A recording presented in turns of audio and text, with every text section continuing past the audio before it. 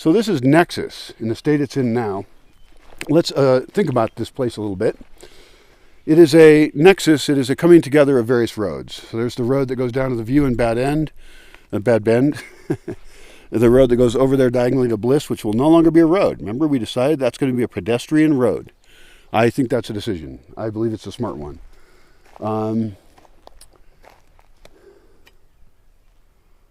Yeah, I like that. I like incoming traffic to go by the View for now because I want to check people in. I want to know who's coming in and out. So I actually don't want people to use different roads than that right now. In fact, I should block them unless I'm going to drive around.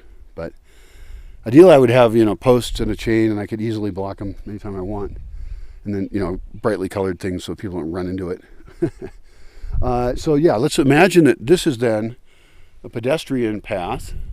Once again, all the branches need to go out of here. I did just cut down 4 large pines that were right here. So this is now the most clear area on the mesa currently. There might be another one over that way, a long way. But this is one I'm planning for immediate human use. I have electricity right here. I can easily put up a volleyball net. In fact, I think that's a great idea. I would also like to have badminton. I believe we can use the same net. So we can have a certain time schedule for badminton and a certain time schedule for volleyball, and then those things occur. And the net, I don't know, there's pretty intense radiation up here, so it's hard to think about like leaving the net up or something. I don't know if I like that, because it'll just fry in the sun. I'd rather have like carabiners or something that you can tighten up real easy. I don't know. Anyway, that's a different issue. I've got a tether ball over here. That doesn't get used much unless there's people here. Having toys in this area would be probably awesome. We can keep these trees here and then make a path behind it as well. There's actually is a path that goes all the way down there. So I'm not sure exactly what should happen there. All these pines have just decided to show up in the middle of the fucking intersection. That's okay. I kind of like them. And I think we should sculpt them and hope for the best. I think we should really make an intentional attempt to sculpt those into great shapes. They're at the right age. And see them over there? See that? And we'll see what we get. As far as this space's interaction with the other space, it's pretty separate. I mean, especially if we're talking about making a building here, and probably a good-sized one, and then doing all solar here. Like, look at the sun. It's just like beating down on me. Then we don't invest a lot into this space, really, Avoid planting pretty shit around it. Just keep it open as a plaza and a volleyball court for now. I think that's the solution. All the rest of it's part of the View Park. And then this other side I've talked about, and I think in here, it's tough decisions. I would be okay with topping a little bit of it and not another part of it and see what happens. I don't know, but it's hard to tell. And you've got the Magic Grove over there. This is a good spot for a fire pit. Portable, one in a dish. We have done that before. I think we should actually get that dish out of the road and put it over here by the volleyball court. The tetherball thing. There's a spot over there that's a good size. We could flatten it better and then put in some rounds of wood that you sit around. An alternative, and this might matter for fire hazard, is to go ahead and put it over closer to the volleyball court, since we already know we're going to want seating over there anyway. In fact, I'd prefer that. There's electric over here, so let's put a portable fire over here and a stack of firewood nearby, which there conveniently is one. The reason we put the wood nearby is so people have to go carry it, and the more they have to carry it, the less they're going to pig out on it and use too much. A lot of touristic places will sell you firewood. I have mixed thoughts on that. I think I want firewood used to the highest potential in any case, and that I think that Bosque systems and staff should control the use of firewood, even if someone's willing to pay for it. I want to make sure it's going to something that's correct, and that can be figured out in a few different ways. But a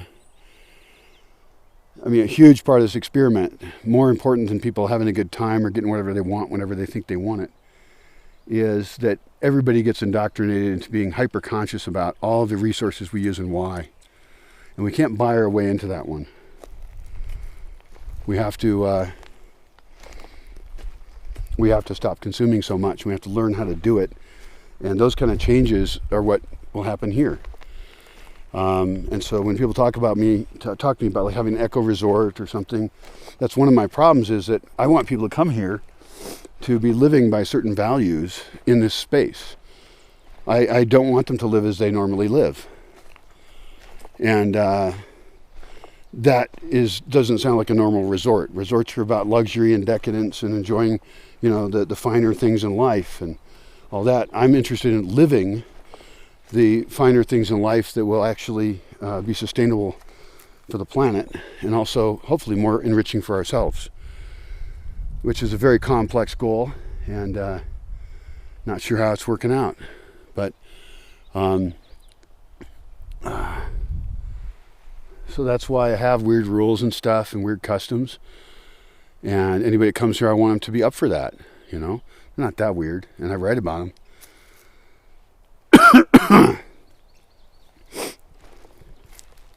That was great walking around that trail. This park is going to take 20 years to develop. I mean, it's already becoming better. I think as soon as there's shade to sit in, that will be a major milestone for the development of this park. And we're going to get that real soon. Because we've got, really healthy stuff like this oak right here. We topped it, and it's just going crazy, gangbusters, growing up again. And so we may top it multiple times. One nice thing is it's safer to cut them once they're smaller. And so it's not as bad as cutting the main trunk. So that is an argument right there for topping any tree we can, almost.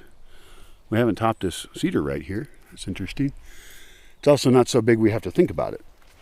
The time we have to think about it is when it gets too big and it becomes dangerous to top it. We have a chainsaw on a stick, on a pole.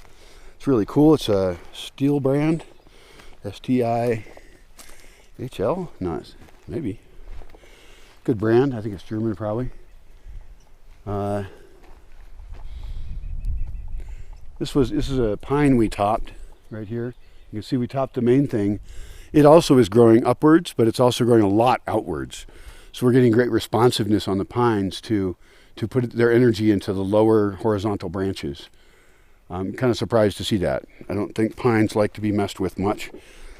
And certainly if one is fully grown and you chop it, it's not going to grow back. An oak will grow back. So in the madrones, we wouldn't do that to them. We have different ways to deal with madrones. Those are like really more of sculpting a bonsai. Madrones are natural art. And I think they're so awesome. Oh, thanks for coming on a walk with me and chatting about random stuff.